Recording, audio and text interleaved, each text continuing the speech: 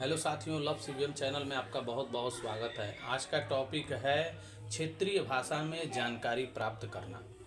जैसे कि हम लोग मेडिकल विभाग में जाते हैं, वहाँ पर हम लोगों से ऐसे कागज़ों पे दस्तखत करा लिए जाते हैं जिनका अर्थ हमें समझ में नहीं आता है।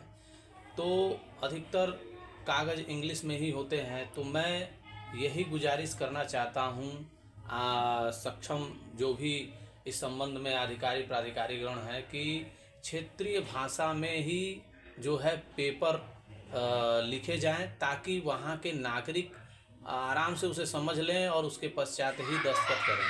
क्योंकि हमें कुछ जानकारी हो नहीं पाती है कि वो क्या चीज़ लिखा हुआ है, और इसके कारण हम लोग न जानते हुए भी उस पर सिग्नेचर कर लेते हैं।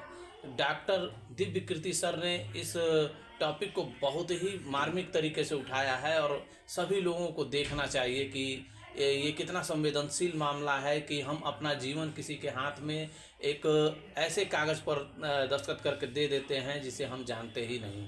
तो आइए देखते हैं दिव्यकृति सर जी का लेक्चर। किसी विकसित देश में चले जाइए, डॉक्टर की जिम्मेदारी होती है कि जब तक मरीज सारी बातों को ठीक से न समझ ले तब तक इलाज शुरू नहीं कर सकता। हमारे देश में भाषा का अंतर ऐसा है कि मरीज अपनी बीमारी को ठीक से कभी समझ ही नहीं पाता है। ऑपरेशन तक की सहमति ले लेते हैं अंग्रेजी बोल के। वो समझ नहीं पा रहा, वो तो हाँ तो हो गया, साइन कर, हाँ साइन कर दिया। उसमें क्या लिखा हुआ है कि तुम्हारा ऑपरेशन करेंगे तो मर भी सकते हो, मर गए तो तुम्हारी जिम्मेदारी है। कुछ पता ही नहीं इस बेचारे को। क्यों भारत का हर डॉक्टर, तमिलनाडु का डॉक्टर तमिल में क्यों ना बात करे पेशेंट के साथ, कर्नाटक का डॉक्टर कन्नड़ में बात करे, हिंदी का डॉक्टर हिंदी में बात करे, और अंग्रेजी मातृभाषा वाले जो 2,70,000 लोग हैं उनके लिए कुछ डॉक्टर इंग्लिश पर रख लीजिए।